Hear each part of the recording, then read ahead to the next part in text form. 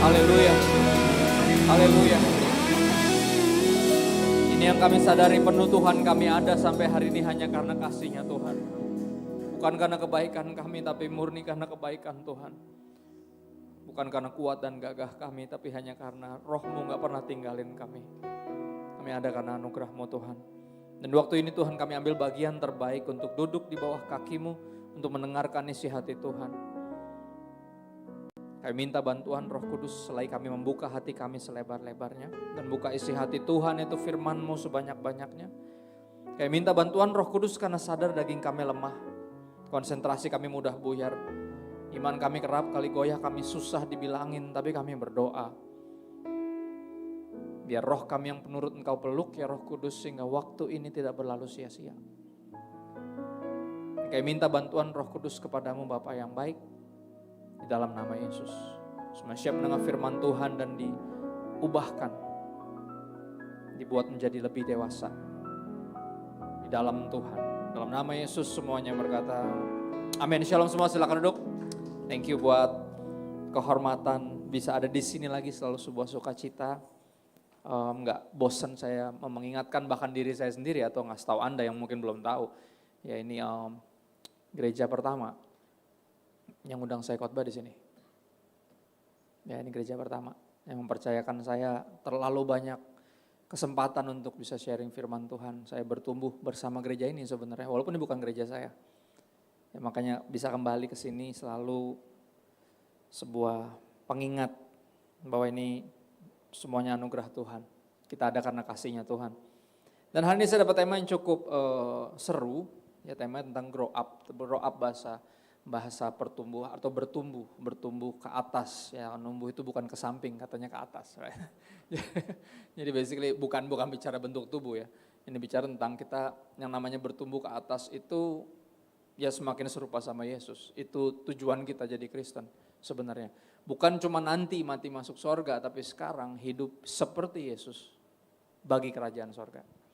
Ya targetnya kita jadi pengikut Kristus itu. Bukan cuma mau belajar sesuatu dari Yesus, kalau Anda cuma mau nyari sesuatu atau belajar sesuatu dari Yesus, kita bisa berakhir kayak Yudas. Karena Yudas satu-satu dari murid Yesus, ya satu-satunya dari murid Yesus yang gak berubah, pengenalannya tidak bertambah.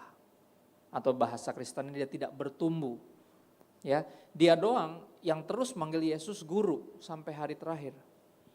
Yang lain berkembang. Ya kalau teman-teman perhatiin, kalau kita semua perhatiin sungguh-sungguh, kita perhatiin mereka tadinya panggil Yesus cuman guru atau rabi.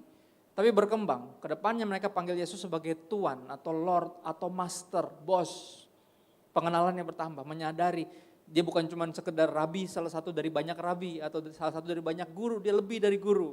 Dia bos, dia Tuan kita, right? Dan sampai di kesimpulan berikutnya adalah apa? Sampai kepada kesimpulan yang final, yaitu apa? Mereka mengakui Yesus sebagai siapa? Tuhan.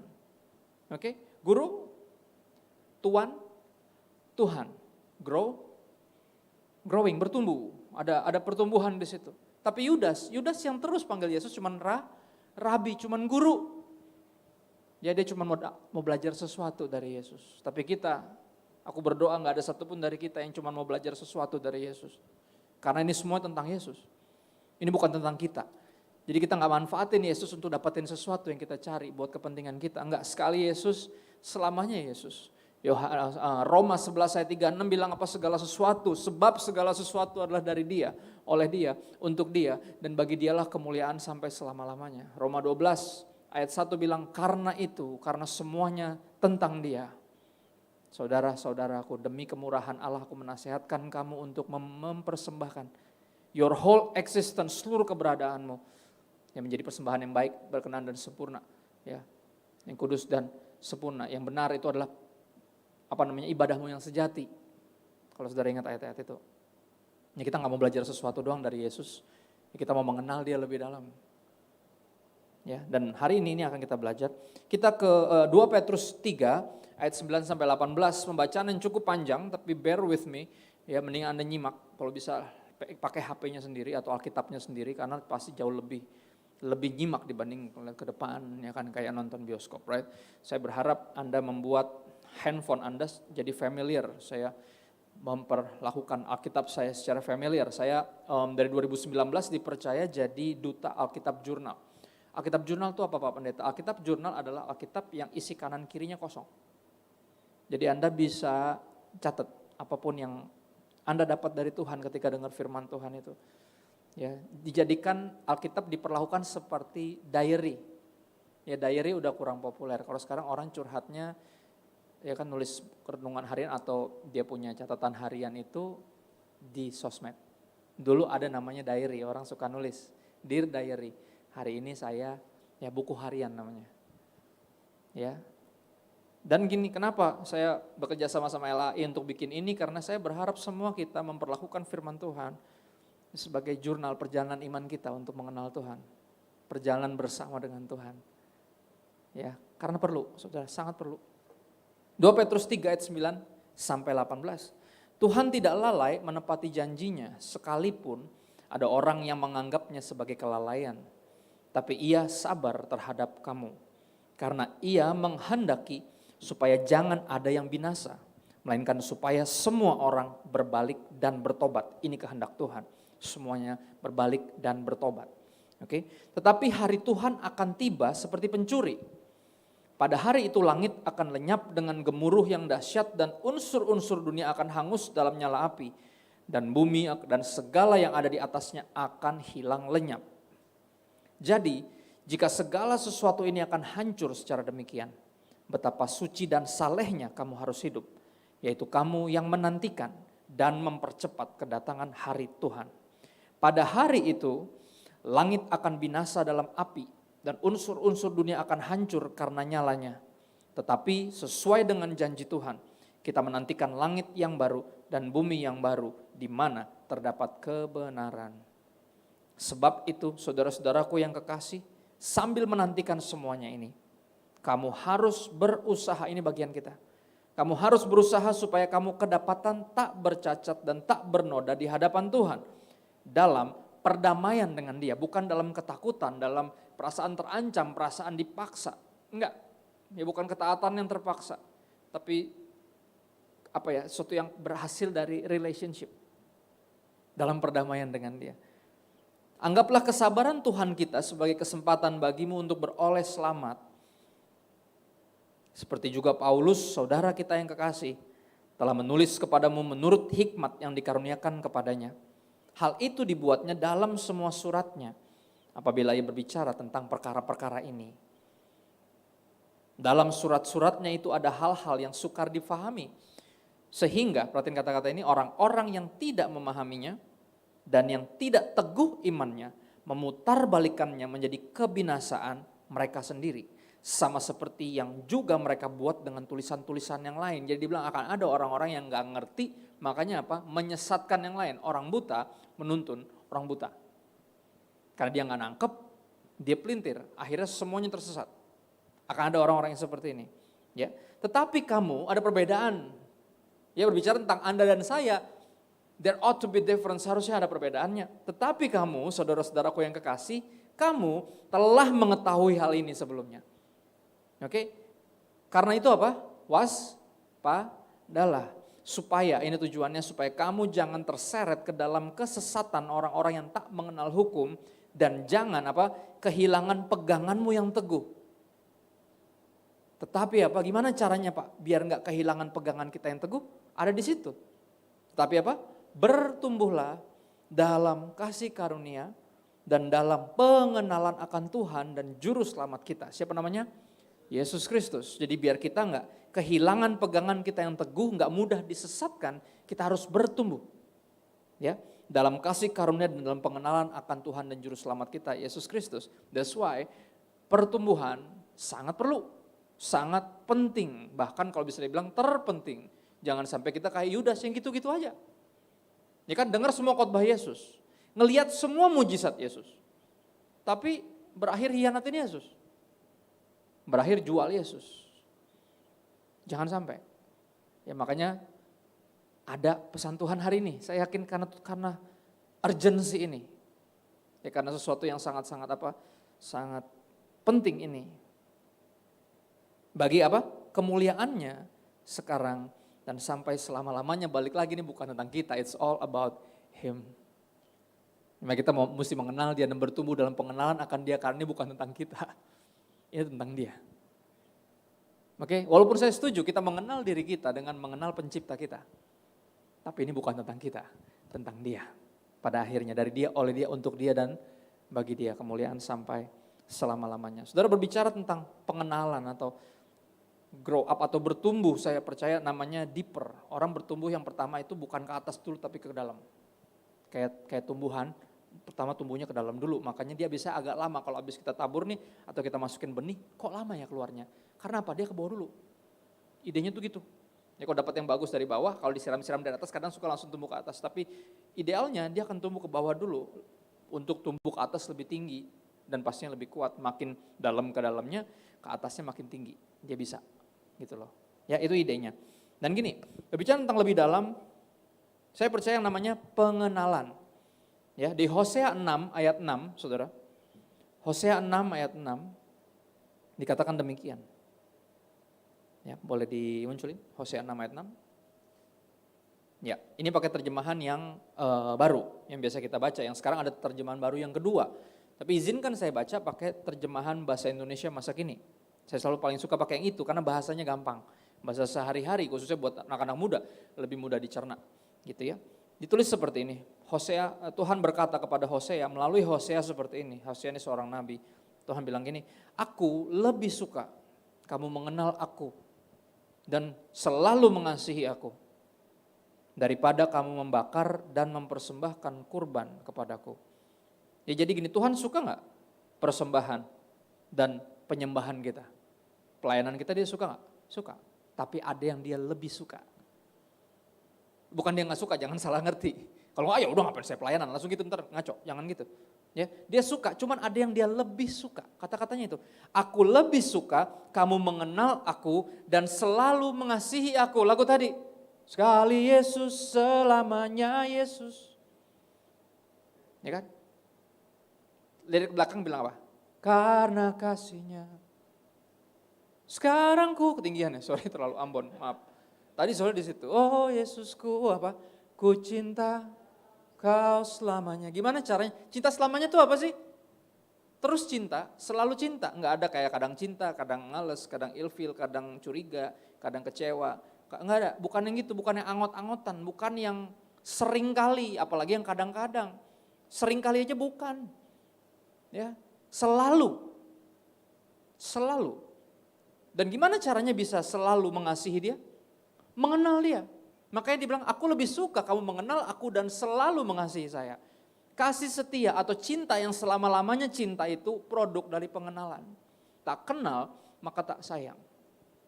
Seberapa sayang tergantung, seberapa kenal. Kalau kenalnya gak dalam, cintanya cetek. Gak heran. Gampang di bahasa sopannya apa ya? Disetan-setanin, tau gak? Gini, saudara kalau Anda kenal sama satu orang, misalnya contoh gini, aku dan istriku sangat saling mengenal. Yang gak ada pribadi yang lebih saya kenal di dunia ini selain dia, istri saya. Ya, kita udah bareng hampir 18 tahun. Right, dari temenan 2 tahun, pacaran 3 tahun, tunangan setahun, pernikahan tahun ke-13 tahun ini. Cukup lama saya kenal dia. Ya, dan saya tahu luar dalamnya. Kalau ada orang yang ngomong miring tentang dia, saya gak bakal percaya. Kenapa? Saya tahu persis dia. Ngerti gak? Kenapa banyak orang, bukan cuma orang tapi juga setan, right? Yang bisa ngomong miring tentang Tuhan dan somehow kita bisa percaya. Jangan-jangan iya ya. Kan gitu. Ya, salah satu intimidasi iblis kan jagonya intimidasi. Saya pernah pelayanan di satu tempat retret. Yang saya baru menyadari ternyata itu tempat retret di mana saya dulu retret, abis itu bikin dosa di situ. Dan kejatuhan saya cukup besar di situ. Di situ saya kenal satu perempuan yang akhirnya saya menghabiskan 2,5 tahun pacaran sama dia, pacarannya nggak benar. Saya kenal di situ. Dan di situ saya harus ngomongin tentang kekudusan. Intimidasinya berat, saudara, saya langsung kayak, astaga, ini tempat ini. Tempat di mana semua kegelapan saya dimulai. Dan anak-anak ini umuran saya. Ya semua intimidasi muncul. Ketika mau khotbah, lu mau khotbahin apa? Lu umuran mereka juga gak peduli sama retret. Bayangin, saya bikin dosa pertama di retret justru. Bukan ketemu Tuhan, ketemu gebetan. Dan dari situ berantakan semua. Bagian hidup saya yang kalau saya kenang cuma bisa nyesal doang. 2,5 tahun. Dimulai di situ, di tempat retret itu. Dia terus intimidasi terus. Dari diri saya sendiri dan khususnya dari iblis. Saudara, saya coba lawan, diam lu setan. Gue anak Tuhan. Itu dulu, sekarang gue udah berubah. Tuhan udah ampunin gue, dia udah terima gue, dia udah ubahin gue, dia udah pakai gue sekarang. Oke? Gue terus lawan gitu terus gue ingatkan, gue lawan setan pakai firman. Ya, gue miliknya Tuhan. Gue hamba Tuhan, gue bilang gitu. Itu gue yang dulu, gue gak kayak gitu lagi. Tapi lihat ini setan nih, saya udah tinggal gini. Saudara, kalau udah lagunya, lagu sedihnya udah tinggal di ujungnya, oke udah tinggal begini, berarti ntar lagi saya dipanggil. Udah gini kan, udah terakhir tuh dari gini kan. Ya gak? Ya kan? Artinya udah mau habis, sudah siap-siap tuh, udah siap banget nih, udah ngelawan terus setan terus intimidasi saya. Tiba-tiba satu kalimat dia keluarin kayak gini, iya sih, lo emang anaknya. Kan saya bilang selalu gitu, saya anak Tuhan, saya bilang gitu. Gue bukan anak setan lagi, gue udah gak hidup di situ. Gue anak Tuhan, akhirnya tuh setan ngomong gini, iya sih lo anaknya. Tapi paling dia malu punya anak kayak lo. Saudara, bener, rasanya pengen pulang tau gak? Asli, rasanya pengen pulang. Tapi saya itu sebuah kebohongan. Tuhan gak malu punya anak kayak saya. Kalau dia malu gak mungkin dia naik kayu salib. Mati dipermalukan karena dia gak malu sama saya. Makanya apa, kita mestinya gak malu sama Yesus. Ngapain malu? Emang dia melakukan hal yang memalukan? Dia gak melakukan hal yang memalukan, dia melakukan hal yang luar biasa. Kenapa kita mesti malu sama dia? Lihat, intimidasinya kuat sekali. Setan tuh kayak gitu senjatanya, saudara. Makanya apa? Kita mesti kenal sungguh-sungguh siapa Yesus. Biar gak ada yang bisa ngomong miring tentang Yesus. Kalaupun ada yang ngomong, kita gak bakal percaya. Kenapa? Enggak mungkin dia kayak gitu. Gue kenal siapa dia. Right? Pentingnya pengenalan. Dan saudara, kita mesti paham pengenalan itu perpaduan antara dua hal. Yang pertama, kebenaran. Dan pengalaman. Ya makanya ayah saya ketika menyadari bahwa anaknya bertumbuh besar malah terpapar kayak COVID. Terpapar namanya teologi reform. Karena gak nyambung. Bapak saya, kita punya latar belakang Pentekostal. Oke. Papa pengajar sejarah Pentekostal. Oke. Dosennya Pentekostal banget. Tumbuh di gereja karismatik dari kecil. Tiba-tiba anaknya pas gede, pas bertobatnya habis itu nyambungnya mah sama teologi reform. Gak nyambung. Dia kesembung naik ojek, gak nyambung Jack. Right? Tapi papa gak pernah insecure. Dia bilang apa ya, gak ada masalah. Ya selama Yesus Tuhannya, Alkitab firman Tuhan dan kamu percaya Tuhan itu Bapa, Putra dan Roh Kudus, gak ada problem. Tapi papa cuma pesenin satu hal. Jangan sampai kamu cuma belajar tentang Tuhan, tapi gak mengalami Tuhan. Dia selalu bilang gitu. Pastikan apapun teologimu, pastikan kamu juga mengalami Tuhan. Rindukan itu. Jangan cuma tahu banyak tentang kebenaran, tentang Tuhan. Ya, berteologi bukan, tapi alami Tuhan sendiri. Sehingga jadi apa? Jadi sebuah pengenalan yang sungguh. Bukan cuma banyak tahu, tapi juga ngalamin. Punya hubungan yang benar, jadi apa? Benar-benar kenal. Kenal kalau gak pernah ketemu, gak pernah nongkrong, itu namanya cuma sekedar tahu. Dan cuks tahu itu gak cuks. Cukup tahu itu tidak cukup, ada amin? Kita harus mengenal dia. Dan hari ini izinkan saya membawa kita untuk lebih dalam, bertumbuhnya ke bawah dulu, baru nanti ke atas. Right? Yang pertama, dari seluruh Alkitab, saya akan coba rangkum satu Alkitab saudara hari ini. Jadi kita beres ya jam 5 kurang dikit lah. Ya menjelang saya khotbah di tetangga di sini di Gading Serpong sini. Right? Enggak, saya bercanda. Oke. Tapi ini seluruh Alkitab. Kalau kita dengan jujur pertama, kita akan mulai di mana? Kejadian 1 tentunya. Kejadian 1 ayat 1 sampai 3. Dimulai dengan kata-kata apa? Pada mulanya Tuhan, in the beginning God. Jadi siapa yang ada pertama? Tuhan. Jadi siapa yang nyiptain Tuhan? Gak usah dijawab karena pertanyaannya salah. Oke, pada mulanya Allah menciptakan langit dan bumi. Jadi dia pencipta, gak ada yang ciptain pencipta. Ya, masalah gini, manusia sombong mengira kita menciptakan sesuatu. Guys, kita gak menciptakan sesuatu. Menciptakan itu dari gak ada jadi ada. Kalau dari ada terus dibuat sesuatu yang lain, itu bukan ciptain, namanya ngerakit. Sorry, kita semua ngerakit di sini semuanya udah ada. Tuhan bikin dari nggak ada jadi ada. Pencipta itu cuma Dia. Berikutnya bukan pencipta lagi. Ya kata kreator itu sebenarnya nggak cocok dipakai buat kita, itu mesti dipakai buat Tuhan. Kita cuma ngerangkum doang. Kerjaan kita mirip kayak ChatGPT itu nggak? Tugasnya ngerangkumin semua yang udah pernah diposting kan gitu. Sehingga jadi satu jawaban yang kayaknya lebih pintar. Nope. Ya. Pada mulanya Allah, in the beginning God, Tuhan menciptakan langit dan bumi. Kejadian 1 ayat 1 sampai 3, bumi belum berbentuk dan kosong. Gelap gulita menutupi samudra raya dan apa? Roh Allah, garisin kata-kata itu. Yang pertama siapa? Allah, Tuhan, God. Terus apa? Roh Allah, garisin kata-kata itu. Ya, melayang-layang di atas permukaan air. Ayat 3, berfirmanlah Allah. Ada 3 di situ. Allah, Roh Allah, dan firman Allah. Oke? Dari awal, Trinitas. Udah jelas. No debat. Oke? Yohanes 1 ayat 1 dan 14 ditulis kayak gini. Pada mulanya adalah firman. Firman itu bersama-sama dengan Allah. Dan siapa? Firman itu siapa? Tuhan sendiri. Ayat 14 bilang apa? Firman itu telah jadi manusia. Bicara tentang siapa nih? Yesus. Ya, ada Allah, Roh Allah, dan Yesus dari di taman. Oke, tiga-tiganya ada. Trinitas, Bapa, Putra, dan Roh Kudus. Ya, Firman itu telah jadi manusia dan diam di antara kita dan kita telah melihat kemuliaannya, yaitu kemuliaan diberikannya kepadanya sebagai anak tunggal Bapa. Jadi apakah ada yang sama sama Yesus? Gak ada. He's the only begotten Son of God. Seanak-anaknya kita, oke, seanak-anak Tuhannya kita bukan Yesus. Bukan. Dia sendirian di situ. The only begotten Son of God, sisanya anak-anak Tuhan yang lain berarti anak pungut. Itu bahasanya. Kita dipungut dari tong sampah dosa kita sendiri. Dari kubangan dosa kita. Kita diangkat sama Tuhan. Jadi jangan pernah mengira kita bisa sejajar sama Yesus. Enggak. Di ujung-ujungnya kita cuma pengikut Yesus. Ya, He's the only begotten Son of God, dan kita berikutnya adalah apa? Dia yang sulung di antara banyak saudara, kita saudara-saudaranya, dia kayak kakak pertama kita, enggak ada yang nyamain posisi itu. Kita adik-adiknya mengikut dia. Kristen artinya pengikut Kristus. Ya, jelas. Yang pertama kita temukan di dalam firman Tuhan adalah Tuhan sendiri. Kita mengenal Tuhan sebagai Tuhan, itu sederhana.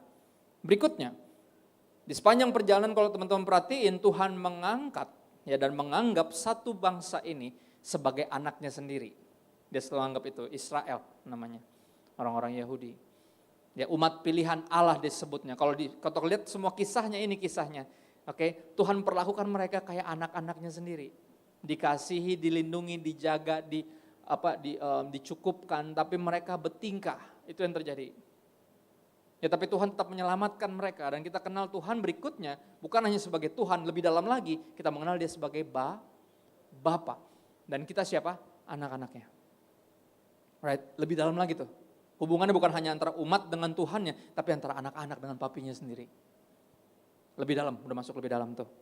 Ya, Yohanes 14 ayat 9, Tuhan Yesus bilang kayak gini, barang siapa telah melihat aku, ya, bagian B-nya, ia telah melihat Bapa. Jadi gimana cara kita mengenal Tuhan sebagai Bapa?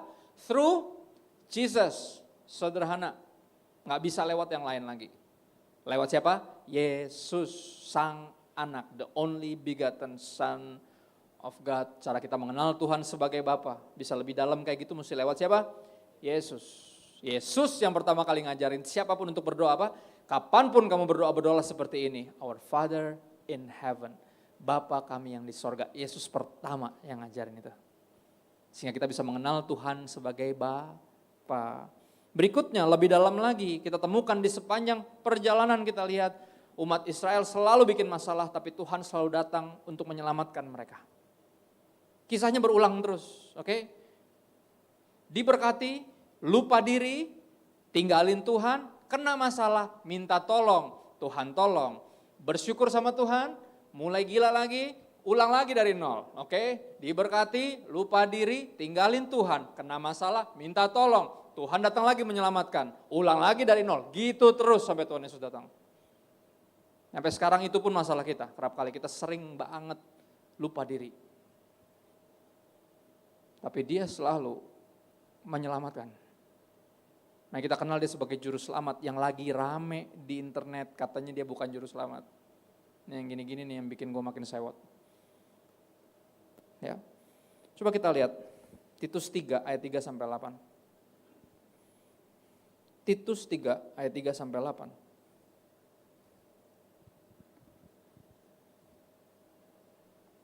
Boleh ayat berikutnya? Titus 3 ayat. Ya. Tetapi ketika nyata kemurahan Allah, siapa Allah? Juru selamat kita. Tuhan adalah juru selamat kita dan kasih-Nya kepada manusia. Berikutnya. Pada waktu dia telah menyelamatkan kita, bukan karena perbuatan baik yang telah kita lakukan, tetapi karena apa? Rahmat-Nya oleh pemandian kelahiran kembali dan oleh pembaharuan dikerjakan oleh siapa? Roh Kudus, bukan kita. Roh Kudus. Ayat berikutnya. Yang sudah dilimpahkannya kepada kita oleh Yesus Kristus. Siapa Yesus Kristus? Siapa Yesus Kristus? Jadi kalau ada yang bilang Yesus bukan juru selamat, berarti siapa yang ngaco? Dia yang ngaco. Karena gak mungkin firman Tuhan yang ngaco.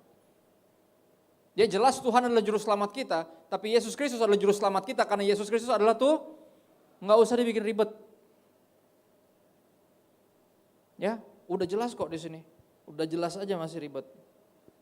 Ya kan kalau bisa ribet kenapa mesti sederhana kan gitu.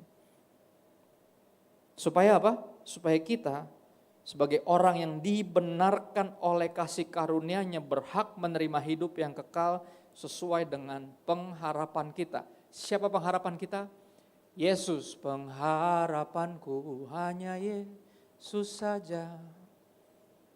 Siapa dia? Juru selamat.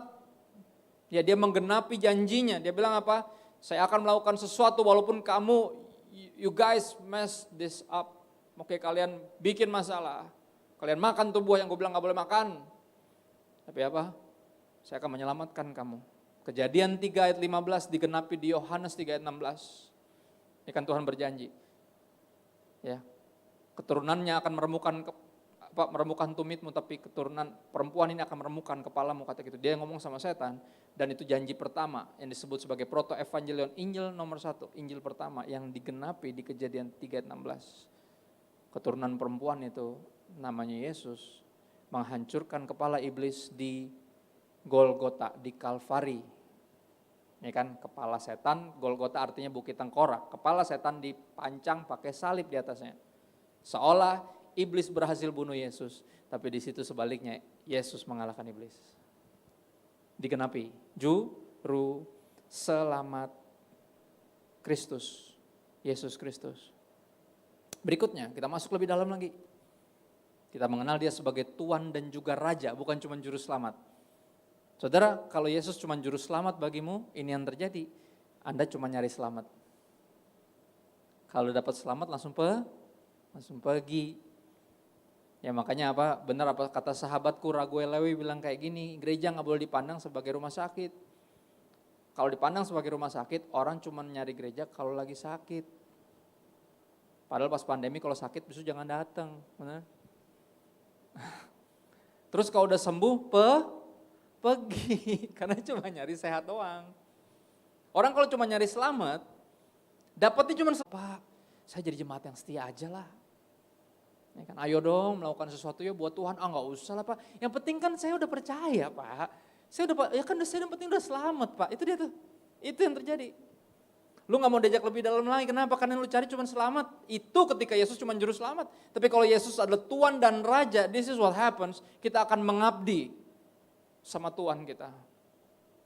Dan kita akan hidup hanya bagi Raja kita. Long live the King. Bagian dari kerajaan hidup cuma buat sang Raja. Tapi banyak yang gak nyampe sedalam ini. Cuman yang penting kan pasti selamat Pak. Nah yang gini-gini gampang digoyangin sama namanya hyper grace. Gampang banget. Karena itu doang yang dia cari. Gak masalah, kan dosa kita yang dulu yang sekarang sampai belum dibikin udah diampunin semua. Tetelestai, sudah selesai. Udah selesai tapi hidup lo masih lo jalanin, belum selesai. Setan masih godain lo, belum selesai. Ya. Kolose 3 ayat 24 bilang apa? Berkaitan sebagai Tuhan, sebagai Tuan, Lord, Master, Bos. Kolose 3:24 bilang kayak gini, kamu tahu bahwa dari Tuhanlah kamu akan menerima bagian yang ditentukan bagimu sebagai upah. Kristus adalah Tuhan. Dan siapa kita? Jangan jawab Indonesia, ini bukan pertandingan bola. Siapa kita? Indonesia. Salah, kalau ada pendeta yang nanya siapa kita, jawabannya siapa? Hamba Tuhan, itu jawaban kita. Kristus adalah Tuhan dan siapa kita? Hamba Kristus. Ya dong? Kalau Kristus cuma juru selamat, kita cuma nyari selamat, tapi kalau Kristus Tuhan, kita hambanya. Apapun yang Kristus suruh kita lakukan, kita akan bilang apa? SpongeBob bilang apa? Aye, Captain. Siap bos, siap dan amen. Saudara tahu arti kata amen? Ya, jangan sampai ke orang-orang yang udah mulai geser tuh di luar negeri, mereka sebut ada kata amen and a woman. What? Really? Kenapa? Karena kesetaraan gender. Serius lu? Gesrek nih. Ya kan? Gak suka sama desainnya Tuhan, yang bentuknya patrilineal, laki-laki. Laki sebagai kepala gak suka. Amen and a woman. Enggak itu kan itu. Amen artinya, oke, artinya apa? Yes Lord, I agree. Ya Tuhan saya setuju. Siap bos, itu artinya amen. Makanya amen gak bisa dipakai buat sembarang kata-kata orang.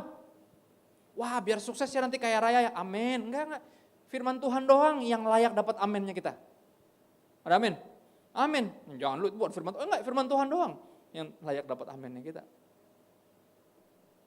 Karena itu artinya, ya Tuhan saya setuju. At your service, siap bos. Tuhan, kita hambanya. Yesaya 9 ayat 5, ayat Natal. Boleh dibacain gak kalau belum Natal? Boleh lah, masa gak boleh? Emang ada tulisannya ayat Natal, dilarang baca ini selain di ibadah Natal. Nggak ada kan? Nggak ada bintang kecil situ ya? Sebab seorang anak telah lahir untuk kita. Oke, buat siapa dia lahir? Buat kita. Seorang putra spesifik, laki-laki. Silakan protes, kok tidak setara gender, pret. Right? Suka-suka Tuhan, orang Tuhan yang bilang kayak gitu kok. Anak laki-laki, siapa namanya? Yesus. Telah apa? Diberikan sebagai hadiah untuk Anda dan saya. Siapa dia? Lambang pemerintahan ada di atas bahunya, namanya disebut orang siapa aja? Penasihat ajaib, Allah yang perkasa, Bapa yang kekal, dan siapa dia? Raja damai. Ini percaya atau enggak, ini step sebenarnya dalam kekristenan kita. Ada berapa kita yang masih anggap Yesus cuma sebagai penasehat, yang cuma dicari kalau lagi mentok. Itu lo memperlakukan dia kayak penasehat. Kalau nasihatnya udah dapat, lu cabut lagi. Ya kan? Masih ada yang kayak gitu, makanya baru kayak buka Alkitab gara-gara diputusin sama ceweknya. Pastor aku baru diputusin sama pastor aku nih, ada ayat gak ya buat aku? Banyak, yang mana pastor? Kejadian sampai Wahyu, buat lu semua tuh. Emang benar. Alkitab ditulis tentang Tuhan, tapi untuk kita. Artinya dari Kejadian sampai Wahyu itu buat lo, pasti ada ayat buat lo. Gue baru kena PHK nih pastor pengurangan. Ada ayat gak buat gue? Ada. Mana pastor? Tuh, Kejadian sampai Wahyu, semuanya buat lo. Dan dia pernah jadi manusia namanya Yesus. Dan Yesus buat lo. Yesus jawaban dari semuanya pertanyaan lo. Yesus yang lo perlu. Sekali Yesus, selamanya Yesus. Jesus is the answer, dia jawaban itu. Dari semua pertanyaan kita. Ya, ada yang masih di sini levelnya. Ada undangan untuk masuk lebih dalam, berikutnya kita mulai sungguh-sungguh sama Tuhan, mulai ke gereja, mulai pelayanan, kita mulai beragama namanya. Dan di sini kita mulai menakuti Tuhan, karena dia adalah Tuhan dan kita jangan macam-macam loh sama dia. Ya kalau orang bilang nih, jangan, saya nggak ada lawan, ini nggak ada lawannya dia, jangan macam-macam sama dia. Right? Agama dipenuhi dengan rasa takut, ada berapa takut yang paling umum dalam beragama? Takut masuk neraka, takut nggak diberkati, sama takut kena azab. Ada yang masih dipenuhi ketakutan ini, Anda berarti masih beragama doang. Ya, Anda sebagai umat, dia sebagai Tuhan, dan Anda memperlakukan dia sebagai Allah yang perkasa, lu jangan main-main sama dia. Jangan macam-macam lu sama dia. Right? Takut, tapi ada undangan untuk masuk lebih dalam. Ke dalam sebuah hubungan. More than just religion, it's relationship. Hubungan antara siapa? Anak dengan papanya, makanya kedalaman berikutnya kita harus mengenal dia sebagai siapa? Bapa yang kekal. Artinya apa? Selamanya dia Bapa kita dan selamanya kita anaknya kalau memang kita anaknya. Ya saya percaya pemilihan. Bukan saya yang pilih Tuhan, tapi Tuhan yang pilih saya. Itu yang saya percaya. Kalau Tuhan gak pilih saya gak mungkin pilih Tuhan. Pasti saya berantakan. Tapi saya bersyukur dia pilih saya. Siapa yang bersyukur Anda dipilih? Bersyukur semua ya, nggak ada yang protes ya. Saya pernah ketemu orang yang protes. Kenapa Tuhan nggak selamatin semua?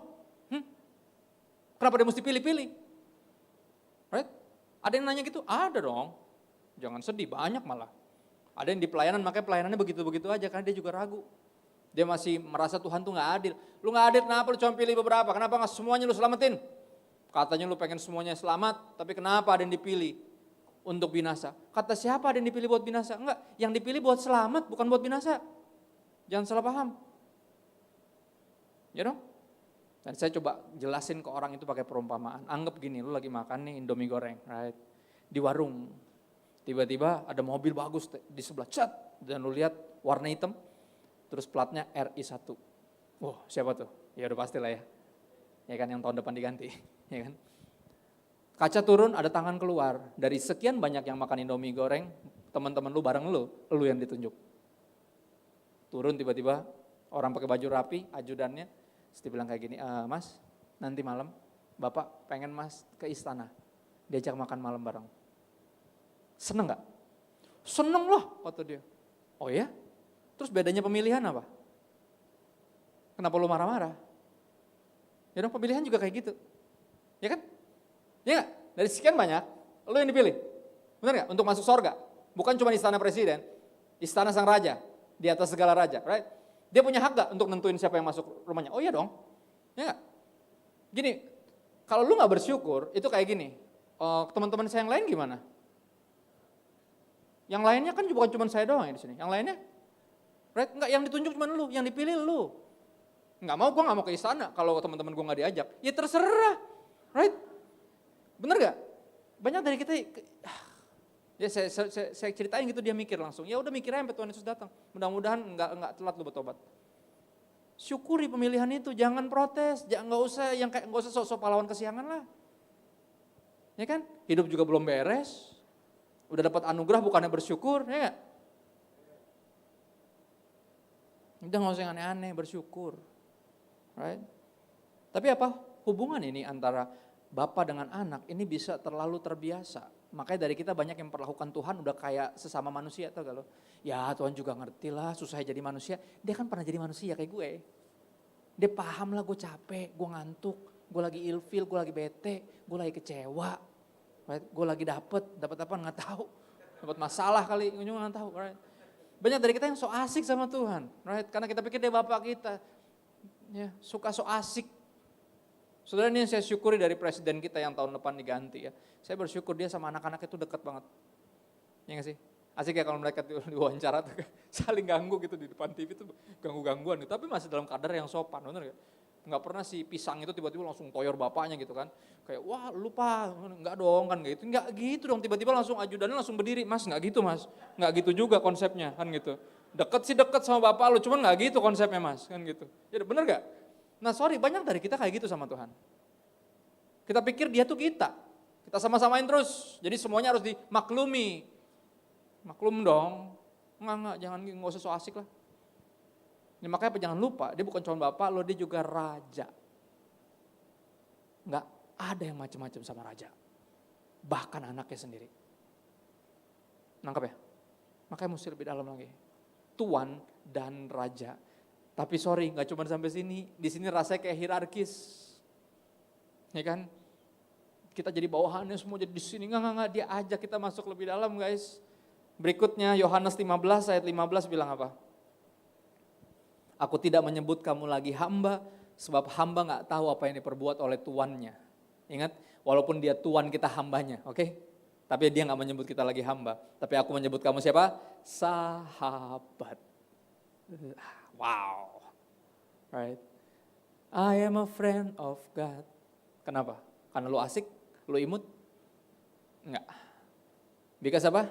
He calls me friend. Saya sahabatnya Tuhan karena Tuhan memandang saya, memanggil saya, menganggap saya sebagai sahabatnya sendiri. Ketika rasanya udah terlalu hierarkis, dia di atas Tuhan dan kita hambanya, dia angkat kita masuk ke dalam yang lebih dalam lagi. Dia anggap kita sebagai sahabatnya. Who am I Lord that you are mindful of me? Siapa manusia sehingga engkau memikirkan kami? Is it true that you are thinking of me? Benarkah engkau memikirkan kami? Siapa saya ketika saya berdoa engkau mendengarkan doa saya? Siapa manusia? Kata Daud. I am a friend of God because he calls me friend. Bedanya apa sahabat sama hamba? Ayat 15 tadi dimunculin lagi, jangan ditarik dulu. Yohanes 15:15. Karena aku telah apa? Memberitahukan kepada kamu segala sesuatu yang telah kudengar dari Bapakku. Percaya atau enggak, sebelum kita mau dengerin dia udah berbicara kepada kita. Maka kita mesti mulai dengerin firman Tuhan, mulai baca sungguh-sungguh. Karena dia menceritakan semua yang dia dengar dari papahnya. Kenapa? Karena kita sahabatnya. Enggak ada yang diumpetin dari kita.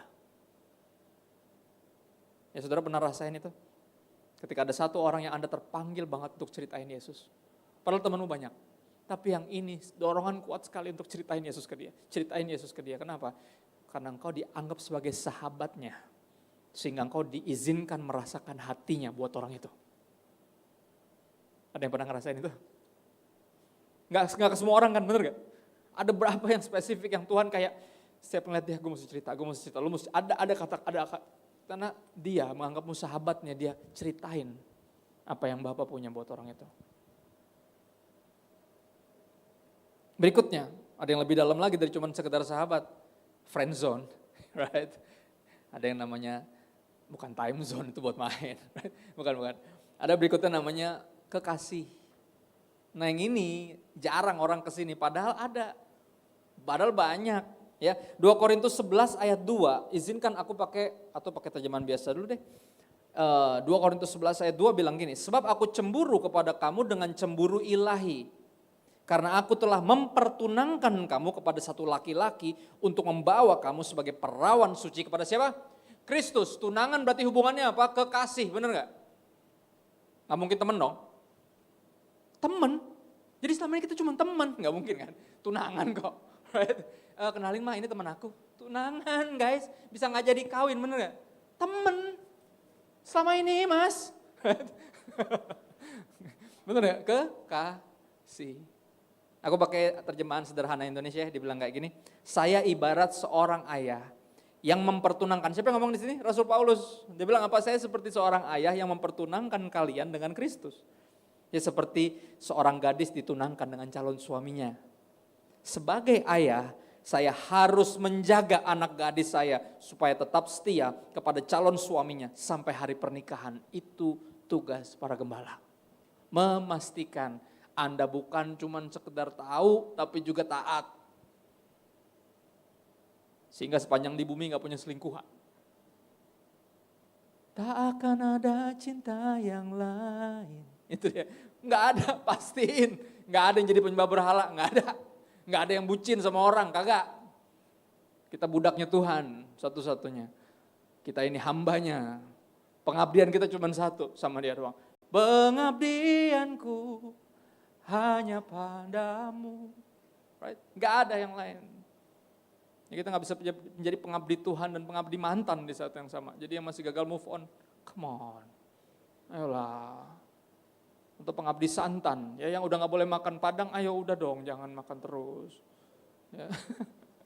Pengabdi siapa tuh? Tuhan. Atau ada pengabdi cuan di sini mungkin? Bertobat ya. Dan dia bilang sebagai seorang ayah, itu tugas saya. Saya mempertunangkan anak saya dengan Kristus. Kekasih. Makanya Tuhan sangat concern dengan hubungan percintaan kita. Jangan jadi sama orang yang gak percaya sama Yesus, kata Tuhan. Nggak ada hubungannya bait Allah sama berhala, nggak ada. Lu nggak pernah masuk gereja tiba-tiba pas masuk di layar tiba-tiba terpasang yang gendut terus sambil ketawa terus gini kan? Wih, kok salah? Salah ya? Ke gereja tadi ke depan. Kenapa jadi dia? Kan gitu. Mirip kan? Penyembahannya mirip, lagu-lagunya mirip ya kan? Semua bisa ditiru, yang sensasi bisa ditiru, yang esensi nggak bisa. Yesus itu esensinya. Kalau agama itu ekspresi, terserah. Tapi ini bukan kadang sering kali. Bukan perbedaan ekspresi. Lu nyembah yang berbeda. Itu problemnya. Kita nyembah Yesus. Kalau yang lain gak nyembah Yesus, jangan bilang sama. Gak nyambung. Bener gak? Berapa banyak orang yang pacaran sama beda agama. Alasannya apa? Kan cuma agamanya doang yang beda. Tuhan mah sama. Tuhan itu satu. Sama. Oh ya? Berarti Tuhan lu Yesus juga dong. Kan sama, ya nggak gitu dong, kata lu sama tadi, right? Tanya gitu yang jelas. Enggak lo gini lo Beb, ini kan kayak gunung, ya kan? Kita nih kayak naik gunung Beb, oh ya? Dengerin aja, oh ya ini dulu, ya kan? Jadi kamu nih yang Kristen dari sini, aku yang lain dari sini, nanti yang lain dari sini. Ujung-ujungnya dia juga, oh gitu. Jadi semua kita nyembah Yesus, ya enggak dong Beb, lo iya dong say. Karena kalau saya naik gunung, atasnya Yesus. Oke, kalau atas lu bukan Yesus, berarti lu jangan naik gunung yang lain kali. Bisa nggak ada gunung yang beda? Bisa jadi. Seumur hidup manjat gunung, lah nggak ada siapa-siapa di sini. Gitu. Mending nggak ada siapa-siapa, nggak taunya setan di atas gimana? Ayo, gimana? Yang ngaku-ngaku Tuhan cuma satu, setan. Itu yang ngeri. Ya kan? Itu yang ngeri. Dan orang yang kesetanan. Ngaku-ngaku sebagai Tuhan. Ya kan? Siapa Tuhan kita? No debat. Yesus. Makanya percintaan sangat penting buat Tuhan. Ada 2 pertanyaan yang gak boleh salah jawab. Ada 2 pilihan yang gak boleh salah pilih. Salah pilih Tuhan sama salah pilih pasangan hidup. 2 itu jadi gak boleh salah. Jangan sampai salah. Karena kalau udah salah pilih Tuhan mau ngapain aja udah kelar deh. Udah salah. Tapi kalau benar pilih Tuhan tapi salah pilih pasangan hidup berat. Berat. Nggak nyambung soalnya. Makanya apa? Jangan sampai salah. Jangan sampai salah. Kenapa penting bagi dia asmara kita? Karena dia, hubungan kita juga mesti dipercaya ada unsur asmaranya sama Tuhan. Kekasih jiwaku. Right kata-kata itu. Yesus kekasih jiwaku, lagu dangdut. Sungguh ku percaya padamu.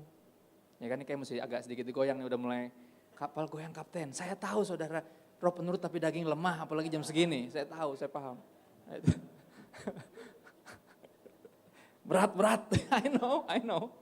Memang habis susah. Khotbah sebelum makan yang dengerin kesel. Dan udah mulai lemas, kan udah mulai lapar kan. Buruan, lama lu jenggot kan gitu, lapar gue kan gitu. Asam lambung nih kan gitu ya kan. Sakit mah nanti gue buruan kan gitu. Itu khotbah sebelum makan. Khotbah setelah makan, aduh. Pastor bukan gimana ya. Khotbahnya bagus cuman aduh. Berat Pastor. Saya tahu ya. Habis makan biasanya kenyang, habis itu biasanya dia bawa ponakannya tuh, namanya ngantuk. Right? Pasti. Makanya cuman orang gila doang yang kebaktian jam segini. Right? Gila sama Tuhan. Amin. Oh ya dong. Ya, makanya gak populer. Ngapain jam segitu ngantuk. Right? Jam 10 aja lah. Atau yang lebih sore kalau ada kan gitu. Right? Makanya apa? Itu dia yang terjadi. Saya ngerti kok, saya ngerti. Jadi saya gak menghakimi siapapun yang udah mulai begini-begini. Gak apa-apa, it's okay. Ya. Selanjutnya yang terakhir, saudara, ini yang paling dalam. Kita memandang Yesus dan menyadari bahwa dia adalah segalanya. Nah ini penting nih. Kalau udah sampai tahap ini saudara, percaya atau enggak? Kita gak bakal tinggalin Tuhan. Kenapa? Karena kita tahu kalau dia segalanya, gue lepasin dia, berarti gue gak punya apa-apa. Saya ulang, kalau dia itu segalanya, saya lepasin dia, saya tinggalin dia, berarti saya gak punya apa-apa. Dan kita mesti sampai sini. Dan kadang untuk sampai sini, most of the time sering kali untuk sampai di sini perjalanannya berat. Ayub 42 ayat 5. Untuk seorang menyadari, sampai ke kedalaman bahwa bisa nyanyi, kaulah segalanya. Right? Bukan, kaulah segalanya, bukan yang itu. Walaupun sama liriknya, tapi beda arahnya. Nggak ada segalanya yang lain. Nggak bisa kita punya 2 segalanya. Segalanya cuma satu, yang lain bukan siapa-siapa. Right? Carilah dahulu kerajaan Allah dan kebenarannya, maka semuanya akan ditambahkan. Yesus yang utama, yang lain cuma tambahan. Dan kerap kali untuk sampai menyadari, sampai ke kedalaman menyadari bahwa dia segalanya, perjalanannya berat. Kadang kita mesti ngalamin kehilangan segalanya. Dan baru di situ kita tahu dia segalanya. Kadang. Tapi gini, ngomong kayak gini jadi lebih mudah. Kenapa? Karena kita baru kena pandemi. Oke? We lost everything. Ya kan? Ya enggak? We lost everything. Tapi di situ kita menyadari siapa segalanya. Siapa yang bukan cuma harta kita, tapi ya dia yang memiliki kita. Dia yang datang dan tinggal, yang lain datang dan pergi. Kau datang dan pergi sesuka hatimu. Enggak, cuman Yesus yang datang dan tinggal, yang lain datang dan pergi. Ini dari zaman dulu sekolah Injil liburan, zaman saya masih kecil, ada lagu yang saya suka. Into my heart, come in to my heart, Lord Jesus. Mari masuk hatiku ya Yesus. Come in today, datang sekarang. Come in to stay, datang tinggal dalam hatiku ya Yesus. Yang lain datang dan pergi, cuma Yesus yang datang dan tinggal. Dan sering kali kita baru menyadari bahwa Yesus segalanya ketika kita gak punya apa-apa. Makanya untuk Ayub sampai kepada kesimpulan ini, perjalanannya 42 pasal. Kehilangan segalanya dalam satu hari, kalau saudara ingat kisahnya. Ingat kisahnya? Satu hari, anaknya 10 ketimpa rumah, lagi pesta, ketimpa rumah, mati semua. Ya, ladangnya kebakar semua, ternaknya lari semua. Gak punya apa-apa, disisain istrinya. Kalau gue jadi gue protes, kenapa yang ini gak sekalian? Sekalian aja yang ini. Perempuan gila nih yang ini, bener gak? Kita baca di Alkitab, dibilang bicaramu seperti perempuan gila, kata dia. Ya kan, kenapa? Apa kita hanya akan bersyukur ketika semua baik-baik saja, tapi ketika ada yang gak enak diizinkan terjadi, terus kita tinggalin Tuhan. Lu ngomong kayak orang gila, kata dia. Tapi sorry, itu saya juga dulu gitu. Cuma bisa bersyukur ketika semua baik-baik saja. Ya Ayub sebenarnya lagi nyindir saya itu. Saya ngerasa tersindir ngomongin gue nih, kan gitu, pas saya lagi baca. Dia kehilangan segalanya, istrinya disisain sama Tuhan, yang malah makin bikin dia punya teman-teman yang rese. Sarjana-sarjana teologi yang tidak menolong sama sekali. Yang berusaha mencari tahu, ini kenapa sohib kita kena azab nih? Lu kayak punya dosa lo. Ih kagak, tanya Tuhan, gue gak punya dosa. Right? Bahasa Ibraninya nih, Ayub nih mengalami satu fase yang namanya, satu keadaan yang namanya suwe. Saudara tahu itu bahasa Ibrani itu, tanya sama sebelahnya. Itu penekanannya namanya suebet. Ya, sudah singkat. Suwe apaan? Tanya sama sebelahnya. Itu bahasa Ibrani itu. Ya. So, coba lihat ayat Ayub 42 ayat 5. Dibilang kayak gini. Hanya dari kata orang saja aku mendengar tentang engkau. Selama ini ketika semuanya baik-baik saja. Saya orang terkaya di dunia, right? Saya orang paling saleh dekat sama Tuhan. Saya paling diberkati. Ketika semuanya baik-baik saja, hanya dari kota orang saja aku mendengar tentang engkau. Saya cuma banyak dengar tentangmu Tuhan dari orang lain. Cuma banyak tahu dan banyak dengar. Tapi apa? Sekarang kapan ketika saya udah gak punya apa-apa? When I lost everything. Sekarang mataku sendiri memandang engkau. I see you as who you really are. Akhirnya saya melihatmu sebagai siapa engkau sebenarnya. My everything. Ada judul lagunya tuh. Teman saya yang nulis. Ya kan? Take me to your place where our hearts belong. I promise you one thing, I will never let you go. Saya berjanji kepadamu, saya tidak pernah melepaskanmu, because you are my everything. Right? Untuk sampai ke sini, ke kedalaman ini, kadang mesti melibatkan kehilangan. Tapi sorry, dalam setiap tadi pengenalan tadi, sejujurnya kita baru gini, misalnya contoh, I lost my dad 2020 lalu, dia meninggal. Right? Untuk percaya Tuhan dan menyadari dan merasakan Tuhan sebagai Bapa, kerap kali kita mesti kehilangan dulu Bapa kita. Baru kita bisa benar-benar menyadari bahwa dia Papa saya. Karena Papa saya udah di sorga, tapi Bapa di sorga gak pernah tinggalin saya. Right? Kadang melibatkan itu saudara. Ya ibu saya makin menyadari apa artinya Tuhan sebagai kekasih jiwa. Kenapa? Karena Papa saya meninggal. Dia bilang rasanya kayak ada separuh jiwa saya hilang, tapi saya malah makin disadarkan bahwa saya punya kekasih jiwa yang gak pernah tinggalin saya. Tuhan. Tapi apakah harus begitu dulu? Ya, apakah harus seperti dunia ini? We don't know what we got until it's gone. Apakah kita harus baru sadar apa yang kita punya ketika itu udah gak ada? Baru nyesel, ya tahu gitu. Apakah harus gitu dulu? Bisa gak kita lebih dalam lagi mengenal dengan cara apa? Bukan hanya tahu atau bahkan ngalamin kehilangan, tapi sungguh-sungguh apa? Taat. Saudara, ternyata ada kedalaman yang terpenting namanya taat. Yesus bilang gini, orang yang mendengar perkataanku dan melakukannya, aku samakan mereka dengan siapa? Orang yang membuat rumah, menggali dalam-dalam, meletakkan dasarnya di atas batu, dan membangun semuanya di atas itu ketika badai menghajar hidupnya. Bila topan keras melanda, right? Lagu itu, ketika pandemi menghajar, kita gak goyah. Kenapa? Karena dalam akarnya.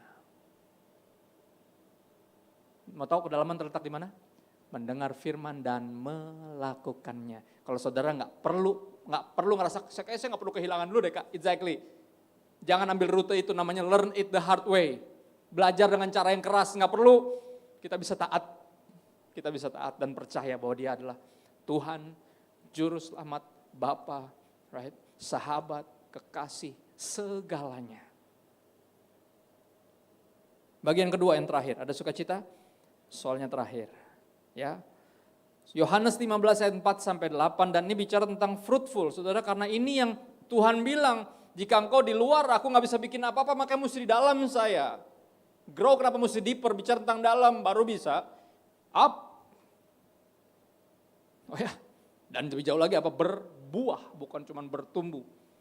Kayaknya gede, kayaknya hebat, tapi buahnya mana? Oh sepi banget, buahnya mana?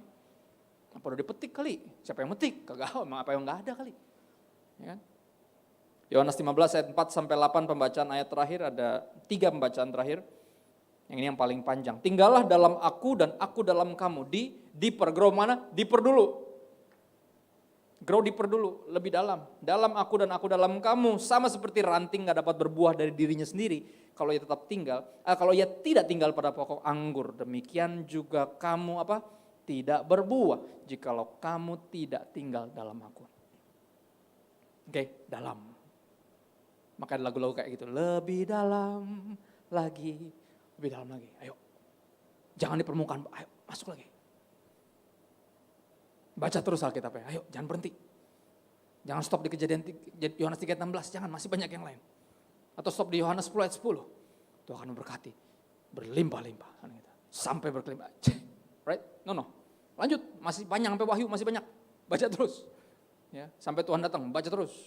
Kenali Dia seutuhnya. Hanya dengan demikian kita bisa bertumbuh. Lanjut lagi. Akulah pokok anggur dan kamulah ranting-rantingnya. Barang siapa tinggal dalam aku dan aku dalam dia, berarti apa? Saling. Ia apa? Berbuah banyak. Harus ada relationship berarti. Gak bisa cuma satu arah. Secara religius gak bisa. Religius satu arah. Relationship dua arah. Barang siapa tinggal dalam aku, kata Yesus, dan aku di dalam dia. Ia berbuah banyak sebab di luar aku kamu tidak dapat berbuat apa-apa. That's why we call ourselves apa? Bukan call ourselves, people calls us as Christians. Apa artinya Christian? Christ, I-A-N. Kristus, tanpa Dia, I am nothing. Christian, right?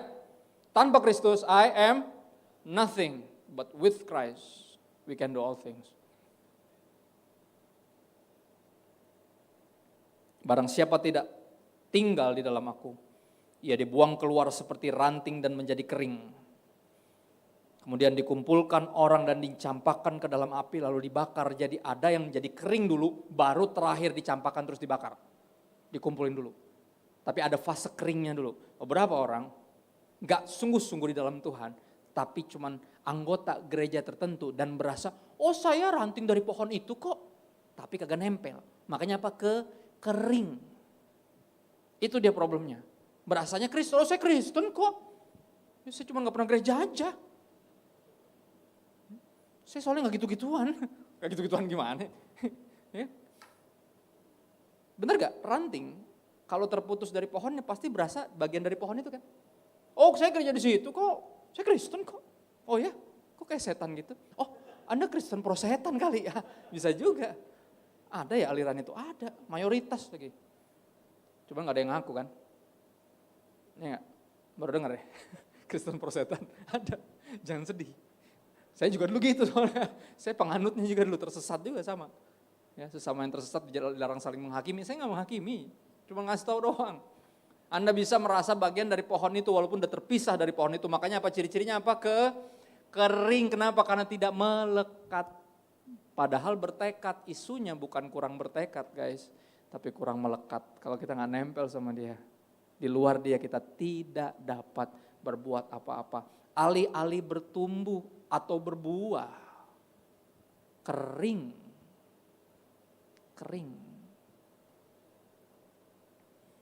Lanjut.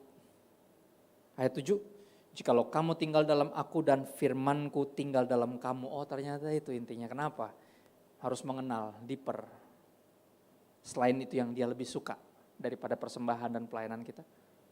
Tapi ini yang kita lebih perlu. Karena orang yang mengenal dan mengasihi Tuhan pasti pelayanan. Tapi orang yang pelayanan belum tentu mengasihi Tuhan. Pasti gak akan tahan kalau yang mengasihi Tuhan, pasti gak akan tahan pengen melakukan sesuatu. Dengan apa kan ku balas, makanya lagu-lagu gitu. Segala kebaikanmu, itu idenya. Kalau orang mengenal dan mengasihi Tuhan, pasti akan melakukan sesuatu untuk Tuhan. Bahkan rela melakukan segalanya untuk Tuhan. Right? Kenapa? Karena Tuhan adalah segalanya untuk dia. Makanya pertanyaannya selalu kembali, siapa Yesus bagimu? Siapa dia bagimu? Ya, tinggal dalam Tuhan artinya apa? Firman-Nya tinggal dalam kita.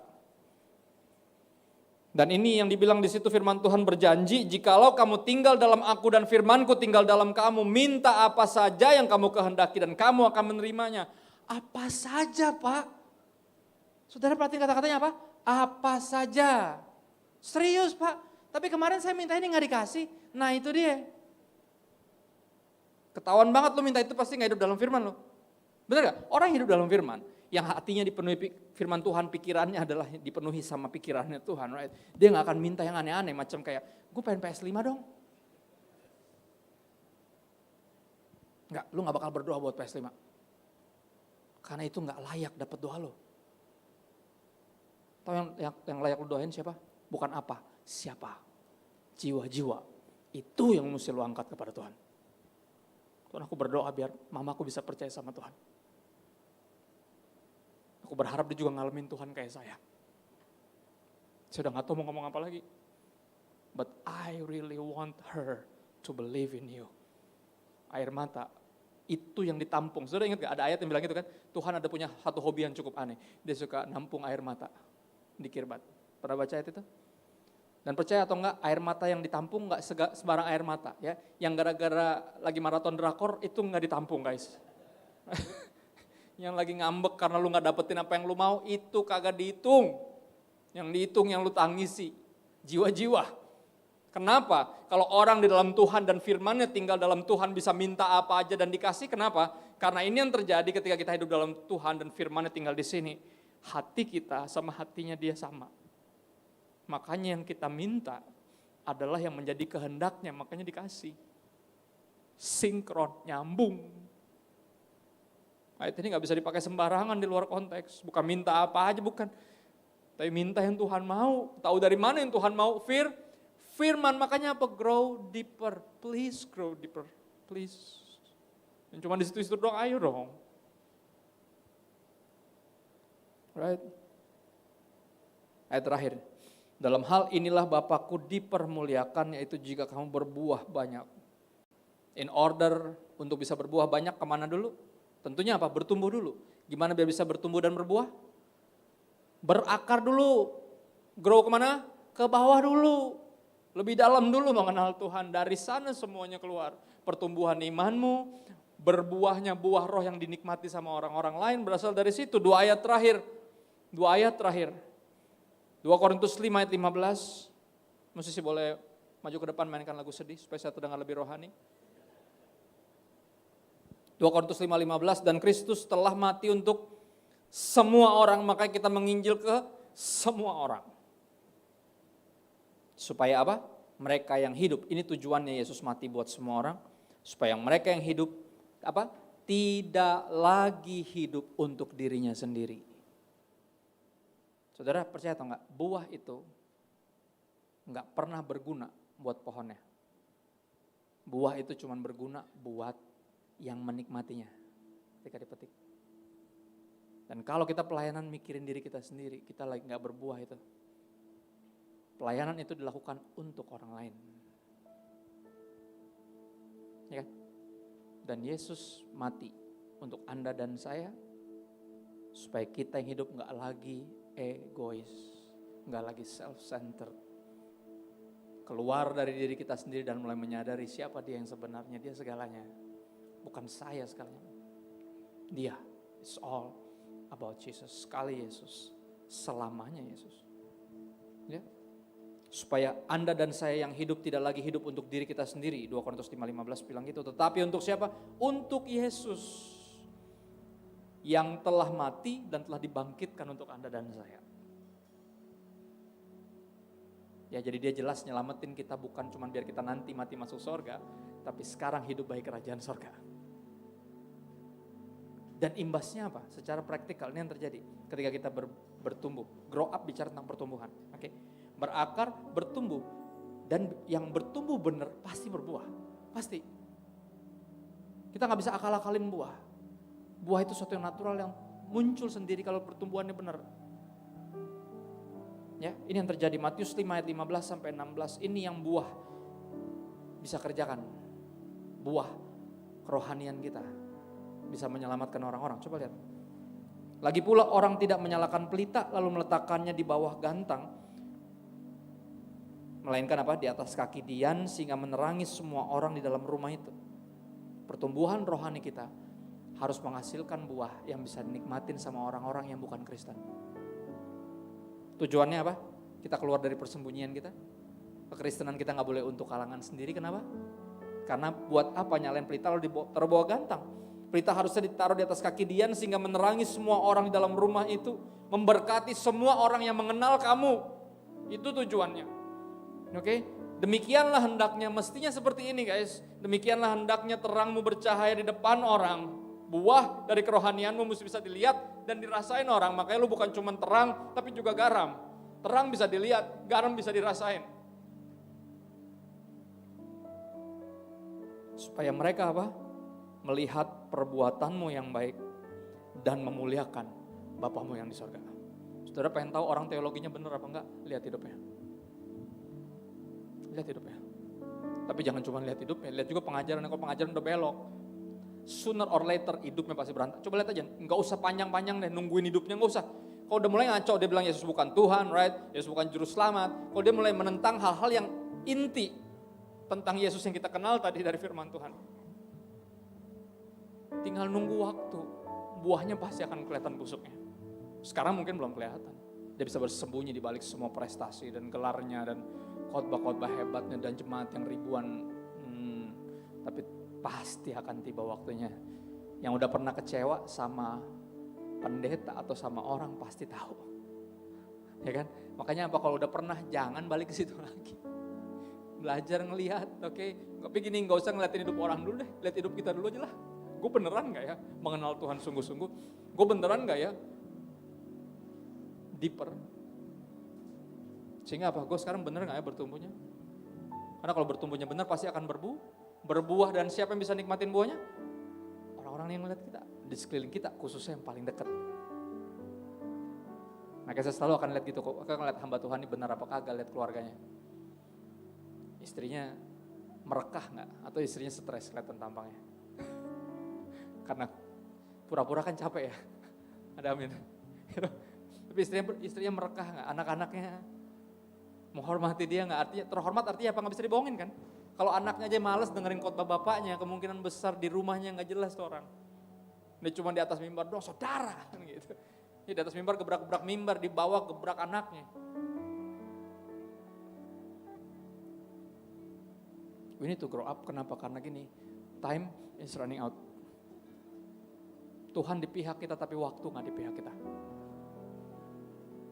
Ya, lebih dari ratusan ribu orang keselamatannya bergantung dari apa? Dari berbuahnya kita atau enggak.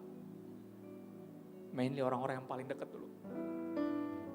Orang-orang yang mungkin kalau kita khotbahin gak bakal mau dengar, tapi bisa diberkati lewat hidup kita. Ya, dengan cara demikian, makanya apa? Pertumbuhan itu mesti, harus, dan selalu dimulai dari mana? Berakar dulu, dalam dulu, teologi yang benar. Bukan cuma tahu banyak tentang Tuhan, kebenaran, tapi juga apa? Mengalami Tuhan. Orang yang mengalami Tuhan hidupnya gak sama lagi, makanya mulai bertumbuh. Kalau bertumbuh benar pasti mulai berbuah, makanya bisa nikmatin hidupnya sama orang lain. Gak untuk kalangan sendiri Kristennya. Tapi jadi berkat buat semua orang. Dan saya berdoa sungguh-sungguh ini yang jadi kenyataan dalam hidup kita. Sekali Yesus, selamanya Yesus, harapanku takkan hilang. Saya jemput saudara bangkit berdiri, responi firman Tuhan. Ya. Sekarang ku adanya, oh Yesusku, ku cinta kau selamanya. Katakan, sekali Yesus, selamanya Yesus, harapanku takkan hilang, karena kasih-Nya sekarang ku adanya.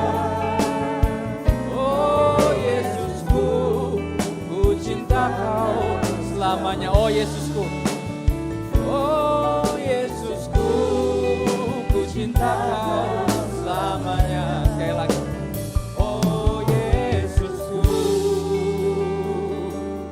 ku cinta kau selamanya. Terima kasih Tuhan. Ini pernyataan iman kami Tuhan, kami gak mau melepaskan-Mu. Karena Engkaulah segalanya bagi kami. Roh Kudus bantu kami untuk lebih dalam lagi mengenal Engkau sungguh-sungguh ya Tuhan. Sehingga gak ada yang bisa goyahkan iman kami daripada-Mu. Gak ada yang bisa menyesatkan kami, membujuk kami, mengiming-iming kami untuk meninggalkan Tuhan atau melepasmu. Engkau segalanya bagi kami. Terima kasih Tuhan. Terima kasih Bapa. Terima kasih Juru Selamat. Terima kasih sahabat. Terima kasih kekasih. Terima kasih segalanya. Terima kasih Tuhan Yesus. Saya minta bantuan Roh Kudus untuk jadi pelaku firman, untuk sungguh-sungguh mengenal Tuhan melalui kebenaran dan merindukan pengalaman bersama dengan Tuhan. Dan Roh Kudus bantu kami untuk bertumbuh dengan benar sehingga kami bisa berbuah dan bisa menjadi berkat, bawa banyak jiwa kepada Yesus. Ini permohonan kami. Kami minta tolong, minta bantuan Roh Kudus kepadamu Bapa yang baik di dalam nama Yesus. Haleluya. Amin.